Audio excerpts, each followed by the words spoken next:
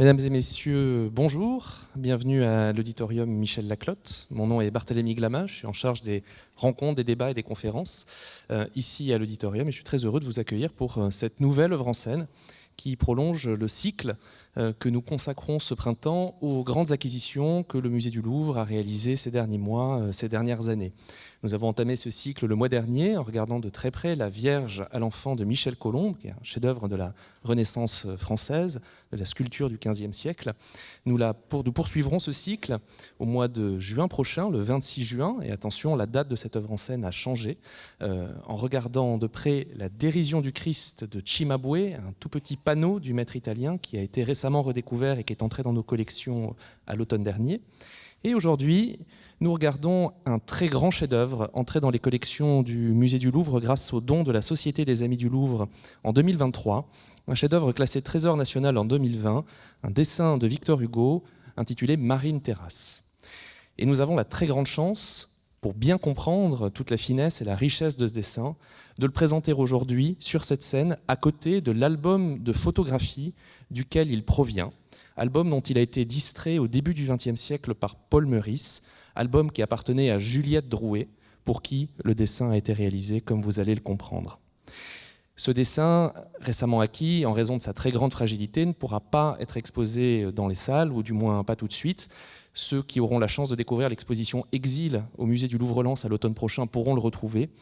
Mais sinon, c'est cette œuvre en scène qui permet vraiment de le montrer au plus grand nombre, aujourd'hui à l'auditorium et également en rediffusion sur YouTube. Pour en parler, nous avons le très grand plaisir d'accueillir Gérard Audinet, conservateur général du patrimoine de la ville de Paris et directeur des maisons de Victor Hugo à Paris et Guernesey depuis 2010, qui a notamment dirigé l'importante campagne de restauration de Hauteville House, la maison d'exil de Victor Hugo à Guernesey, qui est l'auteur de Victor Hugo Dessin, publié en 2020 et qui travaille actuellement à une monographie de Victor Hugo décorateur. Et avec lui, nous aurons aussi la très grande chance d'accueillir Marie-Pierre Salé, qui est conservatrice générale du patrimoine au département des arts graphiques du Musée du Louvre, spécialiste de l'histoire du dessin au XIXe siècle, et c'est elle qui va prendre la parole en premier. Je vous remercie, je vous souhaite à toutes et à tous une très belle œuvre en scène.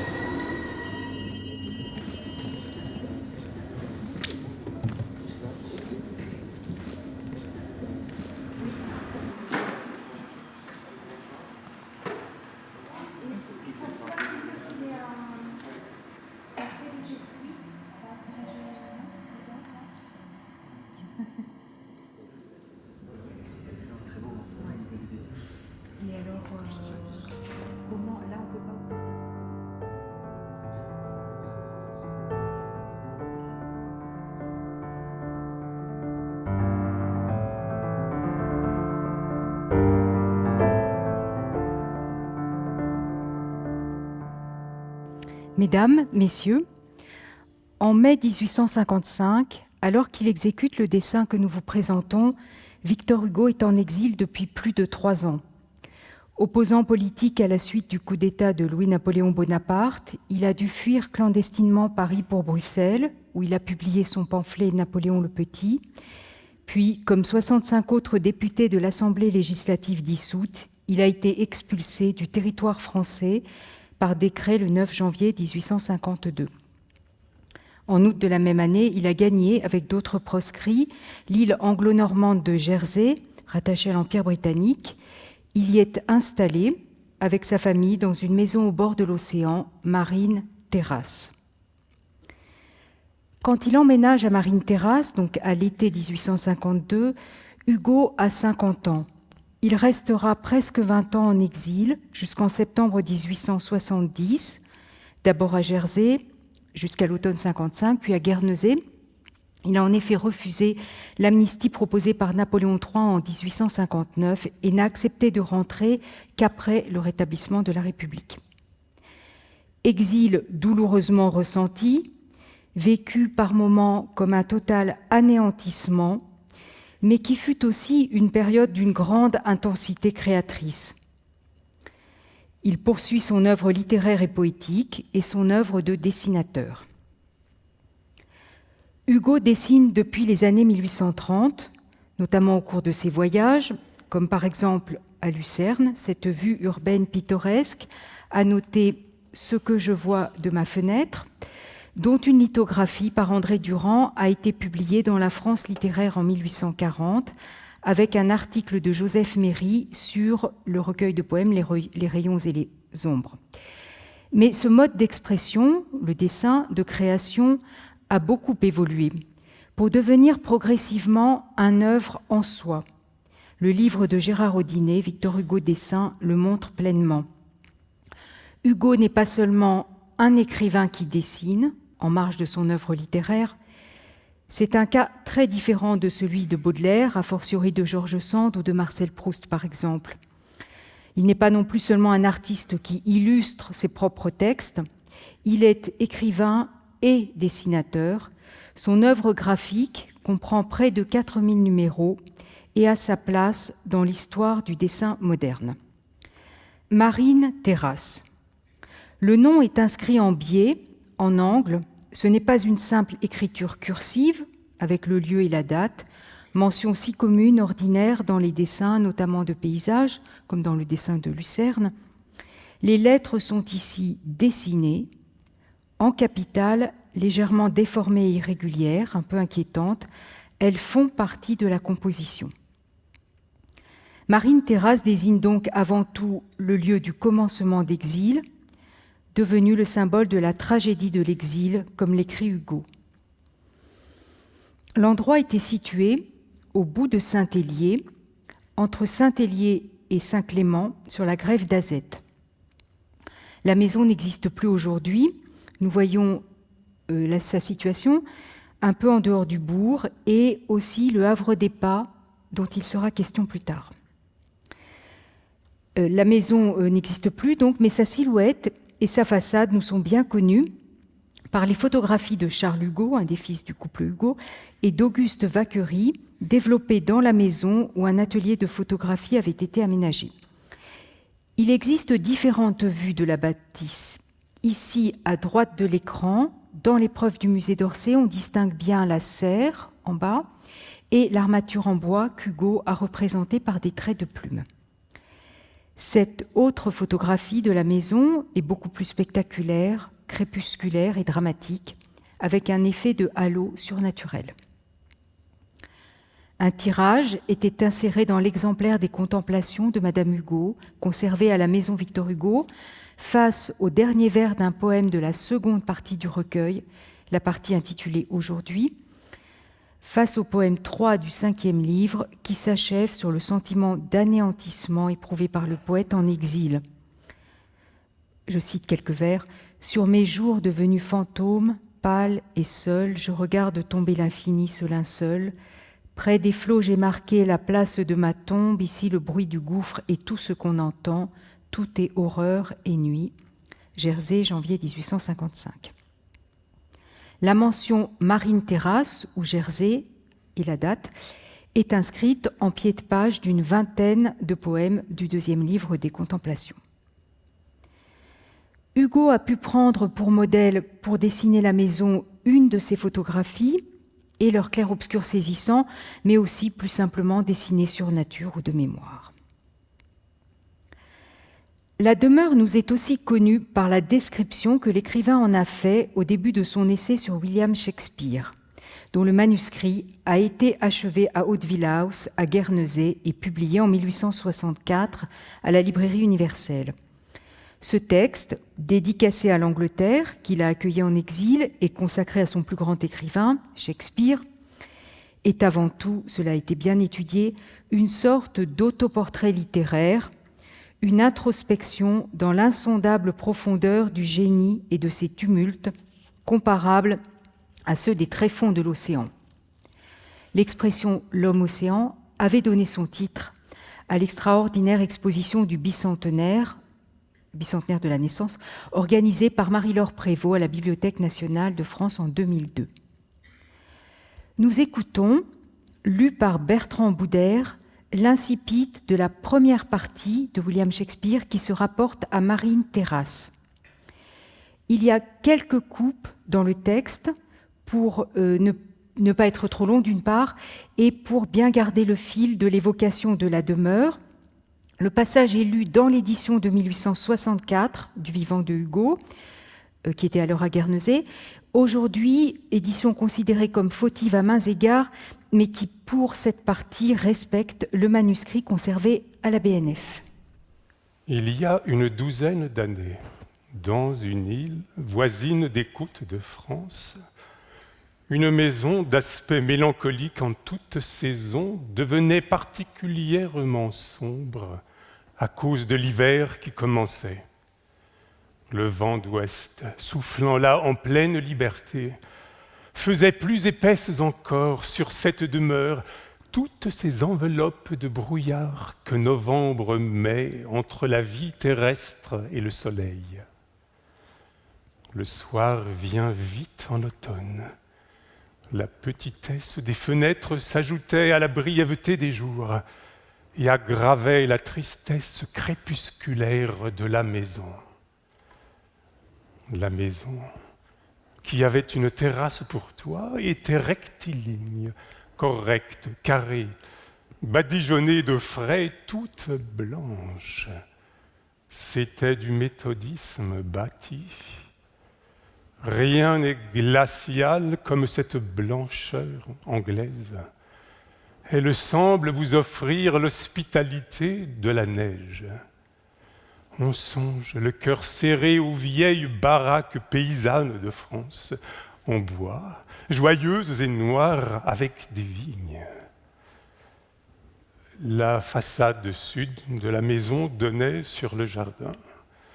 La façade nord sur une route déserte. Un corridor pour entrer. Au rez-de-chaussée, une cuisine, une serre et une basse-cour, plus un petit salon ayant vue sur le chemin sans passant, et un assez grand cabinet à peine éclairé. Au premier et au second étage, des chambres propres, froides, meublées sommairement, repeintes à neuf avec des linceuls blancs aux fenêtres. Tel était ce logis, le bruit de la mer toujours entendu. Cette maison, lourd cube blanc à angle droit, choisi par ceux qui l'habitaient sur la désignation du hasard, parfois intentionnel peut-être, avait la forme d'un tombeau. Ceux qui habitaient cette demeure étaient un groupe, disons mieux une famille. C'étaient des proscrits. Le plus vieux était un de ces hommes qui, à un moment donné, sont de trop dans leur pays. Ils sortaient d'une assemblée, les autres qui étaient jeunes sortaient d'une prison. Avoir écrit, cela motive les verrous. Où mènerait la pensée si ce n'est au cachot ? La prison les avait élargis dans le bannissement.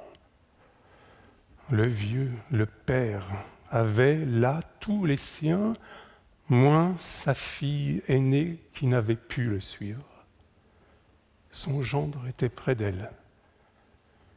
Souvent, ils étaient accoudés autour d'une table ou assis sur un banc silencieux, grave, songeant tous ensemble et sans se le dire à ces deux absents. Pourquoi ce groupe s'était-il installé dans ce logis si peu avenant ? Pour des raisons de hâte et par le désir d'être le plus tôt possible ailleurs qu'à l'auberge. Sans doute aussi parce que c'était la première maison à louer qu'ils avaient rencontrée et parce que les exilés n'ont pas la main heureuse. Cette maison, qu'il est temps de réhabiliter un peu et de consoler, car qui sait, si dans son isolement elle n'est pas triste de ce que nous venons d'en dire. Un logis a une âme. Cette maison s'appelait Marine Terrasse. L'arrivée y fut lugubre. Mais après tout, déclarons-le, le séjour y fut bon, et Marine Terrasse n'a laissé à ceux qui l'habitèrent alors que d'affectueux et chers souvenirs. Et ce que nous disons de cette maison Marine Terrasse, nous le disons aussi de cette île, Jersey. Les lieux de la souffrance et de l'épreuve finissent par avoir une sorte d'amère douceur qui plus tard les fait regretter. Ils ont une hospitalité sévère qui plaît à la conscience. Hugo contemple la maison, il visite à nouveau les lieux dans ce texte et s'y promène en esprit. Il donne un certain nombre d'éléments, de clés, qui nous aident à déchiffrer le dessin qui est composé, un peu comme un rébus, du moins à en proposer une interprétation. À quoi ces mots Marine Terrasse sont-ils associés dans la pensée, les souvenirs récents de l'écrivain ? Malgré la phrase inattendue dans laquelle Victor Hugo conclut que la maison ne lui a laissé que d'heureux souvenirs et le sentiment d'une amère douceur, nous retrouvons bien là le Victor Hugo, maître de l'oxymore et des contradictions qui cohabitent. Donc la maison évoque un univers lugubre, morbide. Je reprends le lexique, crépusculaire, glacial, linceul, tombeau. C'est le royaume de la mélancolie et de la tristesse, de l'isolement, de la solitude, du bannissement. Le domaine de l'absence et de la mort, mort de Léopoldine, la fille aînée qui n'avait pu le suivre, noyée tragiquement en 1843 avec son époux Charles Vacquerie. Marine Terrasse est donc le symbole de l'exil et le royaume des morts, mais c'est aussi, la notion est introduite dans le texte de façon étrangement distanciée, désincarnée et presque impersonnelle, la maison familiale. Ceux qui habitaient cette demeure étaient un groupe, disons mieux, une famille. Il s'agit du domicile conjugal et familial, lieu de la vie maritale régulière, celle qui respecte les conventions et l'ordre social établi. Avec Hugo, le père, vivent là son épouse, Adèle, leurs deux fils, Charles et François-Victor, et leur fille cadette, également prénommée Adèle, qui a alors 25 ans et qui aura le destin tragique que l'on sait. Vie de famille marquée par le deuil des deux absents, Léopoldine et son mari Charles. Les fantômes des chers disparus sont conviés.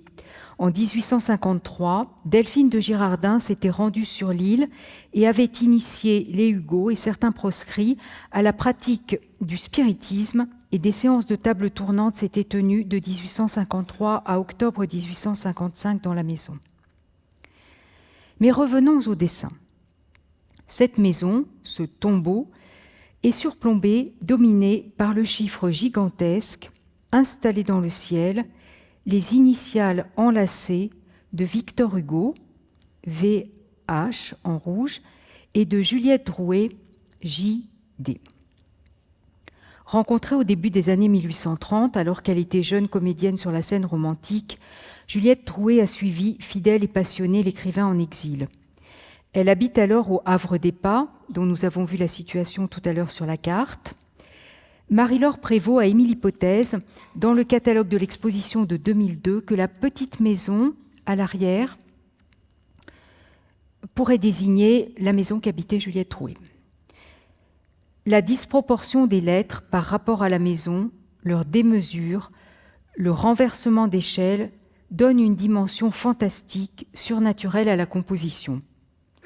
Hugo transforme un élément trivial, familier de l'univers domestique, le chiffre, en un motif étrange, extravagant. On pourrait ici parler d'inquiétante étrangeté. La disproportion est un procédé récurrent dans les dessins d'Hugo, dont l'imaginaire et l'univers surnaturel ont beaucoup intéressé plus tard les artistes surréalistes, André Breton notamment. Le chiffre garde tout au long du XIXe siècle, outre une dimension ornementale, décorative, un fort pouvoir d'évocation et de mystère, comme le décrit très bien Aglaïus Bouven, graveur, aquafortiste, dans son ouvrage « Les monogrammes historiques d'après les monuments originaux » paru en 1870. Je cite Bouven, « Si les armoiries remontent à la plus haute antiquité, les monogrammes, ou lettres enlacées, sont, selon toute vraisemblance, aussi anciens que l'écriture. Dès que l'humanité fut en possession d'un nombre déterminé de caractères ayant chacun leur valeur convenue, il est évident que la fantaisie, l'amour de l'individualité, l'attrait du mystérieux durent enfanter ces ingénieuses combinaisons où toutes les lettres d'un mot, confuses pour le chercheur, apparaissent distinctes aux yeux de l'initié. » Bouven a gravé l'ex-libris de Hugo avec son monogramme et les tours de Notre-Dame, dont il lui a soumis le premier état dans un exemplaire de ce livre, donc le livre sur les monogrammes historiques, qu'il lui a envoyé en hommage à Haute-Villhaus à sa parution en 1870. Il est aussi l'auteur de l'ex-libris commun de Hugo et de Juliette Drouet, où figurent leurs deux monogrammes, placés séparément. Juliette Drouet, illégitime, cachée, est ici, au sens premier, magnifiée, exaltée, portée au nu. La tension dramatique du dessin, la construction de son discours viennent de la confrontation illogique et pourtant chargée de sens de ces deux registres, les initiales enlacées, au registre supérieur, la maison et les sous-entendus dont elle est chargée, en bas, au registre inférieur. À la maison carrée, rectiligne, en forme de tombeau, s'opposent les lettres gothiques ou néogothiques, tourmentées, les enlacements et les enroulements tortueux, les formes vivantes d'animaux fantastiques, comme on les trouve dans le bestiaire médiéval, ou de végétaux luxuriants dérivés des feuilles d'acanthe. Au méthodisme froid s'oppose l'univers des lettrines de manuscrits et des imagiers médiévaux. À la blancheur glaciale et à la sensation d'immatérialité créée par la réserve, le rouge ardent, la matière opaque et dense de la gouache. À la vie terrestre, son antithèse, le royaume céleste des amants. Il faut rappeler ici que Victor Hugo n'a pas reçu un enseignement académique du dessin. Il n'a pas appris les codes et les conventions d'une représentation illusionniste figurative du monde. L'expérimentation, quasi continuelle, est au cœur de son inventivité. Son expression personnelle, formellement novatrice, est parallèle à celle de l'écrivain et représente une autre forme de création, d'imaginaire, un autre univers. Le dessin a été examiné à la loupe binoculaire à l'atelier de restauration du département des arts graphiques du Louvre par Ariane de la Chapelle, responsable des recherches appliquées. Les noirs sont tracés d'une part au fusain frotté, peut-être en partie lavé. Il est possible que ce soit ce qu'on appelait la sauce, qu'on trouvait commercialisée, c'est-à-dire une poudre de fusain prête à l'emploi. Et pour ces noirs, donc, deux types d'encre. Une encre au carbone, assez dense et épaisse, un type d'encre utilisé pour l'imprimerie ou pour la lithographie ou peut-être un mélange, donc appliqué au premier plan dans les zones sombres qui correspondent aux barrières de bois que nous avons vues dans la photographie du musée d'Orsay, et une encre métallogallique pour l'essentiel du dessin, aujourd'hui brune, et qui a pu se décolorer légèrement avec le temps. Elle était peut-être un peu plus foncée à l'origine. Cette encre métallogallique est le médium ordinaire de l'écriture, le type d'encre que l'écrivain utilisait pour nombre de ses manuscrits et dont la composition variait suivant les fournisseurs, qui pouvaient aussi bien sûr être mélangés à d'autres encres ou à des pigments et liquides variés. Elle est appliquée à la plume, pour les détails de la façade notamment, et au pinceau pour les parties plus larges. Les parties au lavis donc sont au pinceau, avec des gradations de concentration très subtiles, qui créent des nuances et qui témoignent de la grande dextérité acquise par l'artiste dans le maniement des lavis, dans leur application et dans leur superposition. Dans les courbes des lettres se trouve aussi un très léger lavis vert, translucide, et extrêmement délicat. Les initiales VH sont peintes à la gouache rouge, donc un matériau opaque et mat. C'est une matière qui évoque un peu le minium des enluminures et qu'on retrouve dans plusieurs dessins de Victor Hugo, souvent pour le dessin des lettres.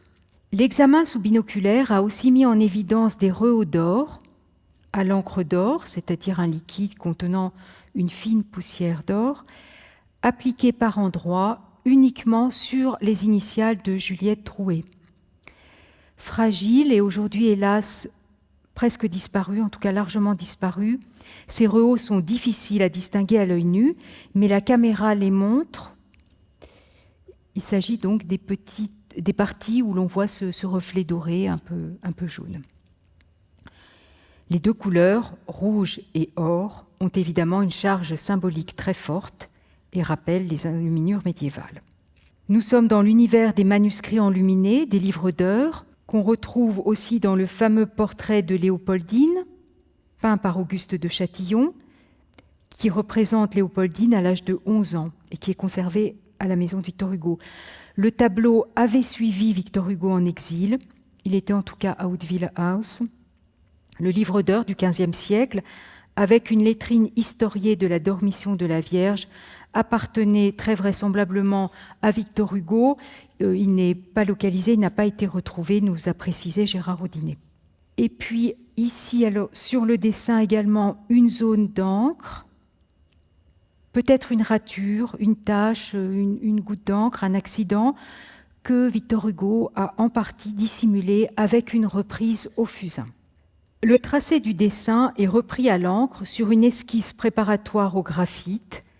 Ce tracé a pu être gommé délicatement après l'exécution, quand il était encore visible, ou tout simplement disparaître à la vue sous l'épaisseur d'encre.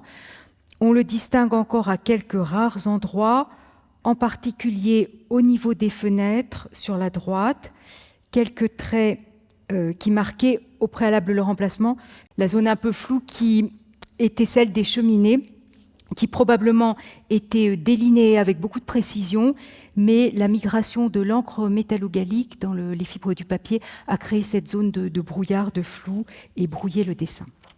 Nous voyons ici les clichés en lumière transmise qui ont été pris à l'atelier de restauration du département par Ariane de la Chapelle. On distingue bien la structure du papier, un papier vélin assez fin, à l'épaire très régulier, de fabrication industrielle. Le filigrane, une marque à la molette qui court le long du bord gauche, a été écrasé dans le contre-collage, puisque le dessin est aujourd'hui contre-collé sur une autre feuille. Il n'est plus lisible, on ne peut donc pas déterminer de quel fabricant de papier il s'agit. On voit bien qu'il n'y a pas d'autre dessin au verso de la feuille, et le cliché permet aussi de se rendre compte de la densité de la matière, de la concentration en pigments de l'encre et du caractère très calligraphique des lettres, tracées d'une main assurée. Et là encore, la zone de flou autour du tracé est due à la migration de l'encre dans les fibres. La lumière UV permet de confirmer que le contre-collage est relativement récent. La forte fluorescence du papier de support est due aux azurants optiques chimiques. Le dessin n'était pas sur ce support à l'origine. On constate aussi à nouveau les zones de très forte concentration en pigments et la variété de concentration de cette encre dans le tracé. Nous avons donc sous les yeux un dessin extrêmement élaboré dont l'exécution a demandé du temps, de la précision, une phase de préparation, un tracé préalable, des temps de séchage intermédiaires afin que les tons et les lavis ne fusionnent pas et puissent conserver leur couleur propre et afin d'appliquer aussi les rehauts. Ce dessin, soigneusement élaboré, rehaussé d'or, était destiné à Juliette Drouet. Dans une lettre du 22 mai 1855, aujourd'hui conservée à la Bibliothèque nationale, Juliette Drouet évoque ce dessin, splendide relique d'amour et d'art, que Victor Hugo lui a offert la veille pour sa fête. Le dessin est signé et daté du 21 mai. C'est dans cette lettre qu'apparaît donc la première mention identifiée de Marine Terrasse. Juliette Drouet lui attribue d'emblée une valeur sacrée, objet de dévotion, de vénération, de contemplation.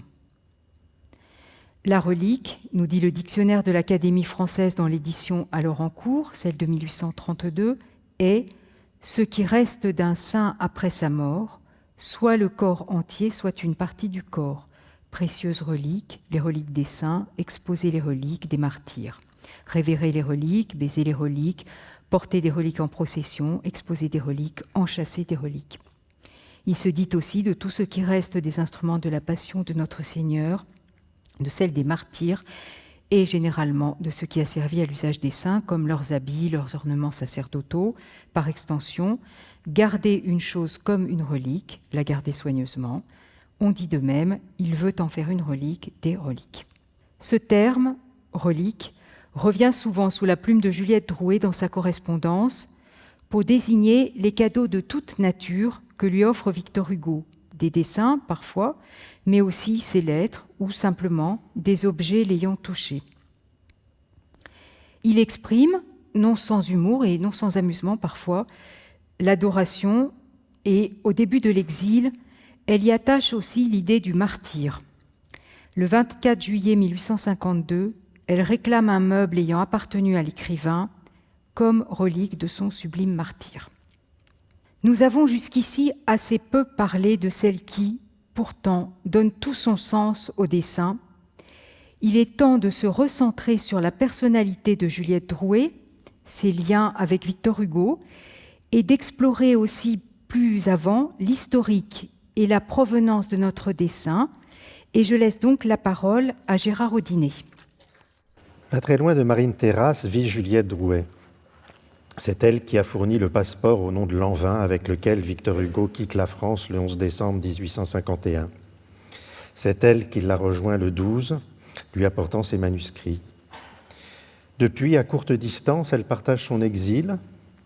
La relation entre Juliette Drouet et Victor Hugo est tout autre chose que la fidélité à une vieille maîtresse. Une passion de 50 ans, tissée de complicité quotidienne, intellectuelle et artistique. Vivant à proximité mais dans l'ombre, Juliette est véritablement l'autre femme de Victor Hugo. L'œuvre graphique du poète est intimement liée à cette vie peu commune avec Juliette. Hugo se prend au jeu du dessin durant leur voyage d'été de 1834 à 1843.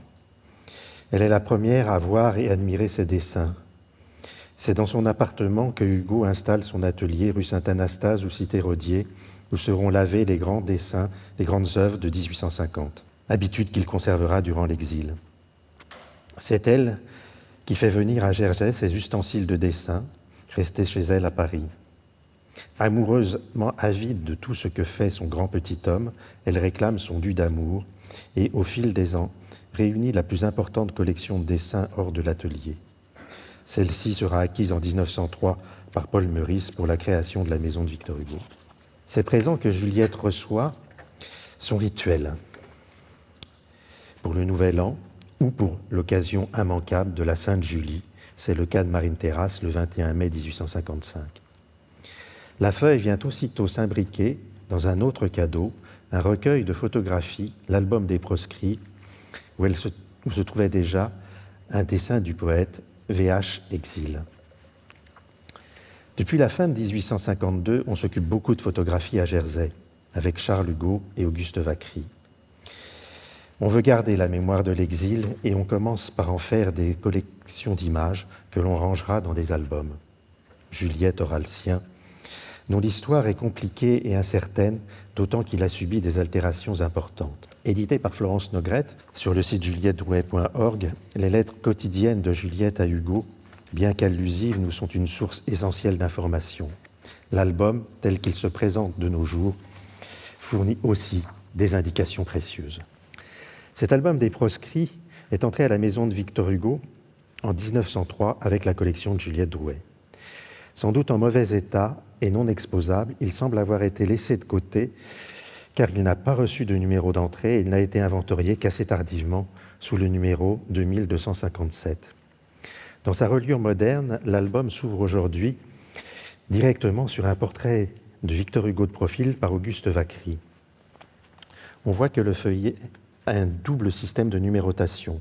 En bas à droite, datant de la reliure moderne, qui indique page 1, et en haut à droite, plus ancien, qui indique folio 3. Les anciennes pages du début ont donc disparu. C'est parmi celles-ci qu'on trouvait, faisant office de titre frontispice, VH Exil. On observe d'ailleurs, en bas à gauche du dessin, froissements et déchirures semblables à celles que l'on observe en bas à gauche du feuillet, ici, la première page subsistante. Cet état peut expliquer le retrait du dessin de l'album à une date inconnue. Est-ce du temps où Louis Koch, neveu et héritier de Juliette, en était propriétaire, ou lors de son entrée au musée pour en permettre la présentation? On le retrouve en effet dans le premier accrochage, dans l'antichambre mortuaire du deuxième étage, numéro 286 du catalogue de 1907. Il est depuis conservé à part. Ces altérations s'estompent au fur et à mesure des feuillets pour disparaître au folio 15. Ceci incline à penser que l'album n'était pas ou plus relié, mais simplement un volume broché. Chaque épreuve est fixée au centre de chaque page. L'album en compte 61 aujourd'hui. Les 20 premières ont été tirées d'après des négatifs sur papier, les suivantes d'après des négatifs sur verre. Cette différence et l'écart chronologique entre les photographies que l'on peut dater, bien que beaucoup soient d'une date incertaine entre 1852 et 1863, laissent penser que si une partie a été collée à la constitution de l'album, les autres ont été ajoutées au fur et à mesure de leur réalisation. Alors on trouve dans cet album des photos de Marine Terrasse, comme ici, Buste Vacry à la fenêtre au-dessus de la serre, des portraits de proscrits, comme le docteur Barbier, dont il sera question un peu plus tard, portrait de Paul Meurice en visite à Jersey, ces extraordinaires portraits de Victor Hugo, avec des effets de photomontage par réserve de Charles Hugo. Victor Hugo est sur le rocher des proscrits, dont vous pouvez regarder la France. Cette photo de Madame Hugo lisant les contemplations devant la porte de la serre de Marine Terrasse, ou encore cette photo d'Augustine Alix, une amie de la famille et cantatrice, dont il va être beaucoup de questions par la suite. Et encore, bien sûr, immanquablement, une photo visionnaire de Marine Terrasse. La dernière photographie est celle du proscrit Clément Duluc, feuillet 70 ou page 60. C'est signe que 11 feuillets sont aujourd'hui manquants. L'album n'a d'ailleurs pas été entièrement rempli et les feuillets suivants, de 71 à 90, sont vierges. C'est justement à la fin de l'album que nous allons trouver ce qui nous intéresse, le fantôme de Marine Terrasse, qui est dû à la migration de l'encre. On y reconnaît le VH de Victor Hugo et le grand J et D de Juliette Drouet. Au folio 89, on trouve des taches d'encre, des froissures des déchirures et des petits points rouges, restes de cire, qui ont vraisemblablement servi à coller le dessin. Les taches d'encre plus fortes, insistantes, correspondent à l'encre plus empâtée qu'on a pu voir sur les photos. On retrouve aussi ces taches sur les derniers feuillets. Et ici, au feuillet 90, on a de nouveau des taches, des endroits qui ont été mangés par l'encre métallogallique qui attaquait le papier, et tas d'altérations qui indiquent bien que ce feuillet était en fin d'album. Les taches, elles, sont signes que le dessin a dû être collé tout de suite après sa réalisation et que l'encre a migré, laissant ses empreintes fantomatiques. Est-ce aussi l'état de l'album qui a entraîné le retrait de Marine Terrasse, comme celui de VH Exil? Et à quel moment? Avant ou lors de l'acquisition? Les listes de la collection de sa tante établie par Louis Koch, bien qu'imprécises, mentionnent généralement les principaux dessins. Il n'y a jamais fait état de Marine Terrasse. À la différence de VH Exil, le dessin a été décollé, mais les feuillets sont restés dans l'album. Paul Meurice l'avait-il déjà acquis ou l'avait-il volontairement exclu? Pourquoi l'a-t-il séparé du reste de la collection qu'il destinait à la maison de Victor Hugo? Certes, il a pu vouloir garder un dessin exceptionnel. Il s'était montré suffisamment généreux par ailleurs, se dessaisissant de pièces remarquables comme le Bourg à la Croix, le plus grand dessin de Victor Hugo. Je crois plutôt, et c'est une hypothèse personnelle, qu'il a agi pour des raisons de convenance qui aujourd'hui nous étonnent.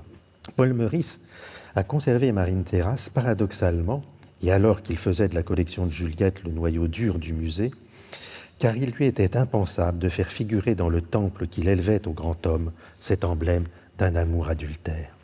Il y a des choses qui se taisent et se cachent, ou en tout cas ne s'exhibent pas. Rappelons par exemple que Meurice semble avoir sciemment occulté Juliette dans son article de décembre 1902 du Harper Monthly Magazine sur les dessins de 1850, nous racontant qu'ils ont été réalisés dans une chambre de bonne au-dessus de l'appartement de Victor Hugo, rue de la Tour d'Auvergne, alors qu'il devait bien savoir qu'il l'avait été chez Juliette. Revenons aux lettres de Juliette pour tenter de donner plus d'épaisseur à cette histoire. En 1854, date justement de VH Exil, le 8 avril, elle se plaint consciencieusement. Lundi, si je peux vaincre ma paresse, j'irai très probablement et j'achèterai tout, le petit panier et l'album. En attendant, je fais pas mal de bisques et de rage en regardant la collection Aspley. Quand je pense que c'est à peine si j'en ai un ou deux, quand le moindre barbier ou le plus immonde covet en ont des tas, je suis indigné et humilié au plus profond de mon âme. Déjà en possession de quelques clichés, mais trop peu à son goût, elle évoque l'achat de l'album, ou du moins l'intention de le faire. Philippe Aspley, centenier, c'est officier de justice, était aussi commerçant à Jersey, comme son frère Charles, qui était épicier. Ils avaient chacun un album de proscrits, du même format que celui de Juliette. Celui de Philippe Aspley est entré à la maison de Victor Hugo par le don d'Alain Decaux en 2013, et celui de Charles est conservé dans les archives de l'Oise. Barbet et Covet sont des proscrits, dûment photographiés, comme vous venez de le voir, qui ont dû aussi rassembler les portraits de leurs camarades. La lettre du 22 mai 1855 signale un accident survenu 2 jours après que Juliette ait reçu Marine Terrasse. Tu as vu, d'après ce qui vient d'arriver à mon pauvre album, qu'il n'y a pas une minute à perdre pour le faire relier ou cartonner, comme tu voudras. Seulement, je profiterai de l'occasion pour le faire revêtir à mon goût. Et pour qu'un nouvel accident n'arrive pas à me gâter mon splendide cadeau de fête, je prierai Philippe Aspley de passer chez moi demain. Si tu as quelques observations à faire sur la manière dont il faut que cette reliure soit exécutée, tu me le diras tantôt pour que moi-même j'en informe Aspley. Le cadeau de fête désigne bien sûr le dessin de Marine Terrasse. L'album semble bien n'être que broché puisqu'il faut le cartonner. C'est ici le début d'un feuilleton qui s'étend sur plusieurs lettres. Quelques jours plus tard, le 28 mars 1855, Juliette rend compte de ses premières démarches. En attendant, Aspley vient de venir avec le relieur et des échantillons de papier. Il a marqué les épaisseurs du dos et du carton afin que mademoiselle Alix puisse se guider pour mettre le chiffre au centre. Quant à photographier le chiffre peint, il ne pourra pas venir plus grand que l'une des lettres du mot Marine Terrasse. Ainsi, vous voyez, mon cher petit homme, qu'il est de toute nécessité que vous en fassiez un autre vivement. Suite de l'aventure le 3 juin, le chiffre est encore plus beau, à grande lumière, s'il est possible, et me paraît de plus en plus facile à exécuter pour peu que mademoiselle Alix ait, comme je le crois, l'adresse de l'aiguille et le sentiment de l'art. Je suis impatiente de voir la chose exécutée.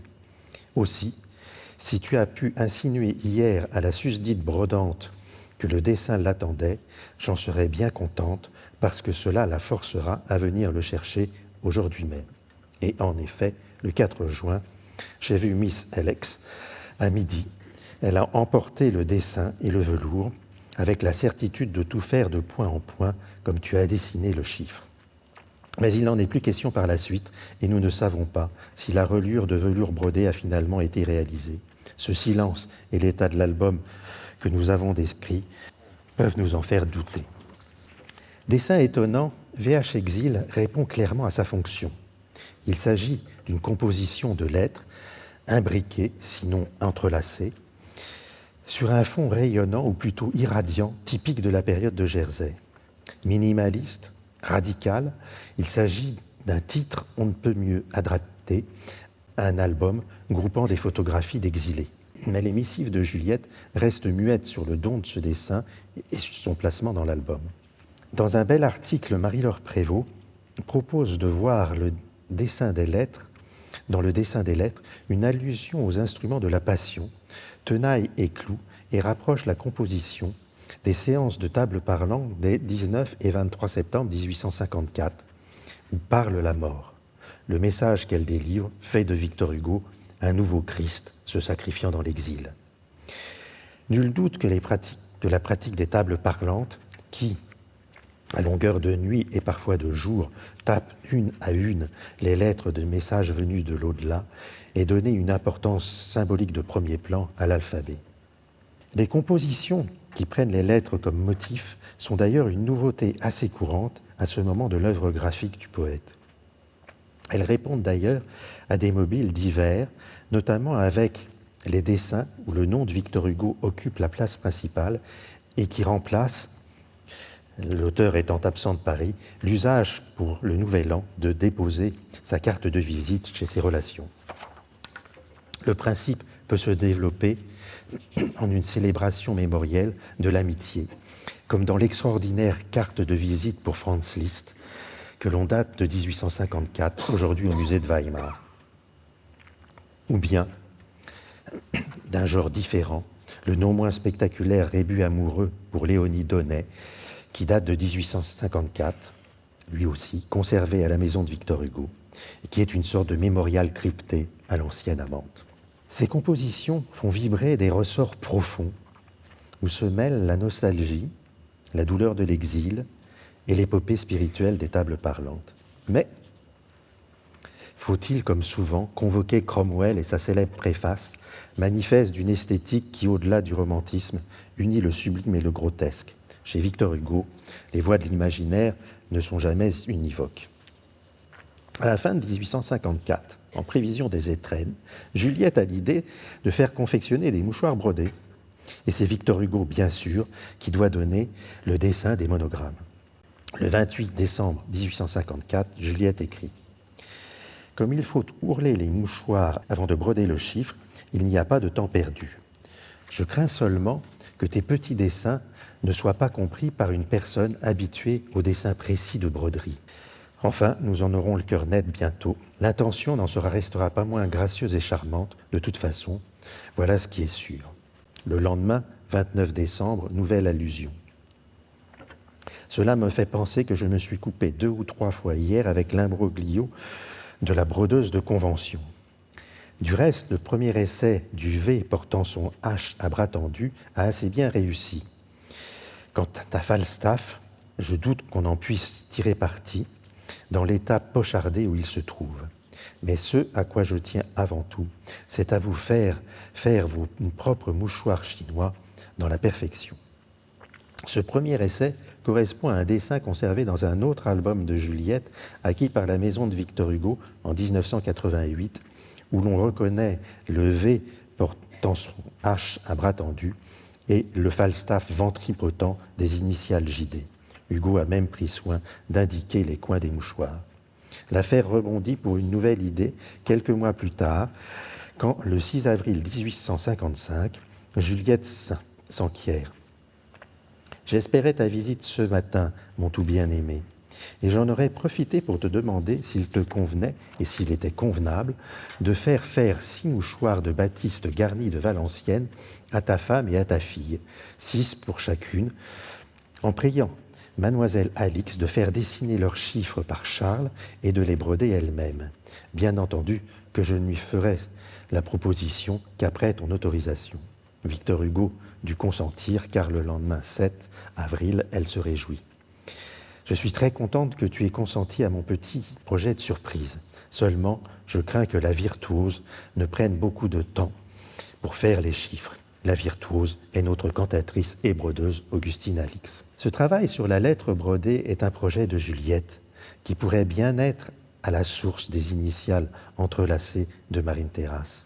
Hugo se prête avec complaisance au dessin des différents chiffres et, de fil en aiguille, il a pu poursuivre l'idée avec les initiales aériennes de Marine Terrasse.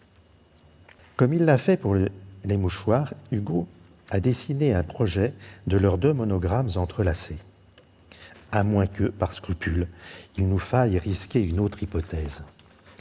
Lorsque Juliette écrivait le 3 juin qu'il était impossible de photographier le monogramme, elle enjoignait Hugo d'en dessiner un autre qui pourrait être ce dessin emporté le 4 par mademoiselle Alix pour servir de modèle à la broderie de la couverture, bien que sa lettre parlant d'un chiffre encore plus beau à la grande lumière semble évoquer un dessin plus sophistiqué et en couleur. Quoi qu'il en soit, il était de coutume d'orner la couverture des albums Amicorum des initiales de la propriétaire, et ici, Juliette devait être particulièrement heureuse de cette trouvaille d'entrelacement, y ajoutant celle de son amant. Ainsi, la broderie encadre Marine Terrasse. Avant, pour un trivial projet de mouchoir, après, pour la reliure qui doit parachever l'album. Les lettres de Juliette, évoquant cette idée de reliure brodée, nous font percevoir le projet très cohérent qu'on a voulu donner à l'album des proscrits. Projet dans lequel, il faut bien le reconnaître, Juliette complète ou prolonge l'intention de Victor Hugo, qu'à n'en pas douter, elle comprend parfaitement, comme elle a pu aussi en être un peu à l'origine avec ses mouchoirs brodés, dans ce jeu d'échange où se noue leur intimité. Là encore s'exprime leur complicité. Placés symétriquement à la première et à la dernière page, VH Exil et Marine Terrasse forment l'alpha et l'oméga de l'album et encadrent, enserrent les photographies des proscrits qui écrivent les mémoires de l'exil. La reliure de velours brodé, qui voulait reprendre les initiales entrelacées du dessin, était supposée enclore le tout. L'album devait être un objet entier, complet, fermé sur le moment de l'histoire à la fois grande et intime qu'il racontait. Ce projet fut-il jamais totalement réalisé? Le temps et la fragilité des choses l'ont aujourd'hui fait perdre, ruinant sa cohérence en dispersant ses éléments. Les œuvres sont fragiles aux aléas de l'histoire, mais, chère Marie-Pierre, le Louvre et ses amis s'étant substitués à la maison de Victor Hugo qui ne pouvait en envisager l'achat, nous avons la consolation d'avoir pu réunir ces éléments dispersés dans notre patrimoine commun. Marine Terrasse est un dessin insigne dans l'œuvre de Hugo par sa puissance narrative qui va bien au-delà du simple jeu de rébus, son contenu biographique, sa force suggestive, ainsi que par sa provenance à la fois très bien documentée et remarquable. Son interprétation reste ouverte. Il enferme une histoire personnelle, intime et un double portrait, tout un pan de la biographie de Hugo et de Juliette Drouet dont une partie assurément nous échappe, mais il résonne aussi des échos de l'histoire du Second Empire, de celle de la proscription et du destin des exilés politiques. C'est un dessin intime qui n'était pas destiné à être vu ni exposé, c'est le cas de beaucoup de dessins, mais en un sens, le musée des reliques que constituait Juliette, le statut qu'elle a d'emblée accordé à cette œuvre, recueillie parmi les reliques comme ce qui devait rester du grand écrivain pour sa vénération, le destinait peut-être à la monstration et à une admiration partagée. Le musée du Louvre ne conservait jusqu'ici qu'une petite collection de dessins de Victor Hugo, 8 dessins d'importance inégale, dont 4 œuvres plus remarquables, une version du Pendu, La cabane de pêcheurs, Le vieux pont et Tache Planète, acquis en 2010. Elles sont toutes très différentes de ce dessin singulier et n'ont pas une telle dimension biographique. Si notre fonds ne peut prétendre égaler les grands fonds historiques de la Maison de Victor Hugo et de la Bibliothèque nationale de France, il était nécessaire de donner une plus juste place à l'artiste dans l'histoire du dessin. Classée Trésor national en 2020, Marine Terrasse a rejoint nos collections en 2023 par le don de la Société des Amis du Louvre grâce au legs Guy Maheureau. Ce don exceptionnel et généreux représente, pour le Louvre, pour les collections nationales, un enrichissement majeur. Nous vous remercions de votre attention.